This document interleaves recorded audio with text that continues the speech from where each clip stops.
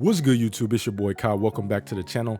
In today's video, I'm gonna be telling you how you can make the best build in NBA 2K23. Now, before you start skipping around the video, I need you to watch the video all the way through because I'm gonna be giving you guys a lot of helpful points and tips that can save you a whole lot of time and money. So be sure to watch the video all the way through. Now let's go ahead and get into the video. Now, my first recommendation to help you make the best build in NBA 2K23 is to not copy anyone else's build. So with that, even if you swear up and down that you found the best build video, there's always a way that you can tweak a build and make it better. I've seen builds with hundreds of thousands of views on YouTube claiming to be the best build or that this build will break 2K, and I've spent hours in the builder trying to tweak that build, and I ended up making it better by either getting it more badges or better badges than what it could already get, or giving it better attributes in more important categories. My next piece of advice is to make your build fit your play style. So for example, if you're somebody who likes to shoot, then make you a build that can shoot. Don't come on 2K23 and try to copy that slashing demigod build that you found on YouTube that claims to be able to do everything, but turns out that build only has a 73-point shot. That may not be good enough for you.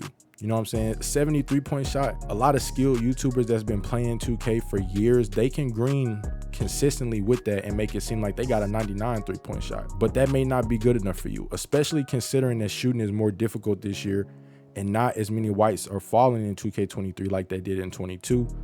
And you'll also need to pair a good jump shot with that. So a 73-point shot just may not be what you need. My other recommendation is to use these build videos as a template. I kind of touched on it earlier when saying not to copy anybody else's build. You can use build videos that you see on YouTube and tweak those, and you can make them even better than what they already are, or you can still make them better but fit in your playstyle way more. You know what I'm saying? So if you find a really good slashing build, you may be able to tweak that and give it better shooting that fits your playstyle more. So use these build videos as a template, man. Don't just go on here and copy builds, because I'm telling you right now, you will regret it. My next piece of advice is that you have to be strategic when making your build. So you can't just go in and mindlessly upgrade attributes.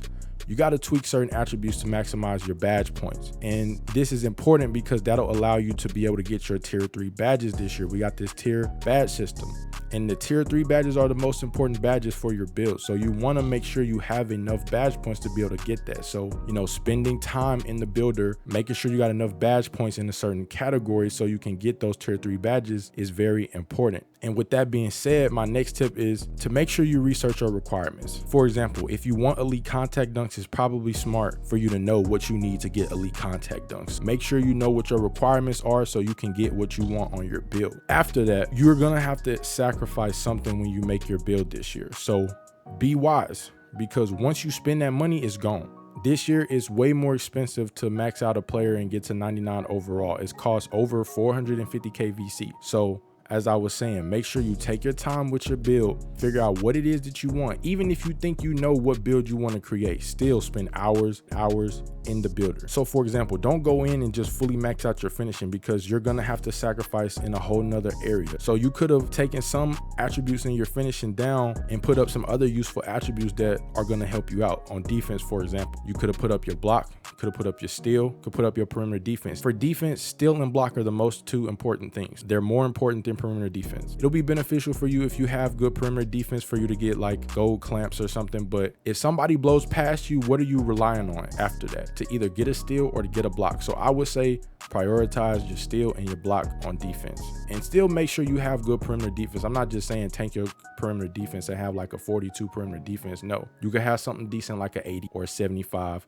and have really good steal and block. And my last piece of advice is to take your time in the builder. If you're one of my holiday people, don't just boot up 2K on Christmas morning, copy a build that you've seen on YouTube that you think you like, go in and spend all your Christmas money on that build. Because I'm telling you right now, you're gonna regret it, and you're gonna end up finding something better, and it's too late. You done already spent your money. Now that's the build that you're stuck with for the rest of the year. because it's way too expensive this year VC wise to be upgrading more than one build. So spend a couple weeks in the builder, figure out what it is you want to do, tweak things, man. Use these builds that are on YouTube as a template and mess around with them and see what you can come up with. You know what I'm saying? I got a bunch of build videos on my channel already. You can go check those out. I've been making some really good builds, but I'm not even telling you to use my build. If you like it and you know for sure that that's the build that you want to go with, then okay, go ahead. But I even recommend that you use my build videos and you tweak those and use them as a template to see what you can come up with, because you don't want to think you made a solid build and then someone releases a video on something better,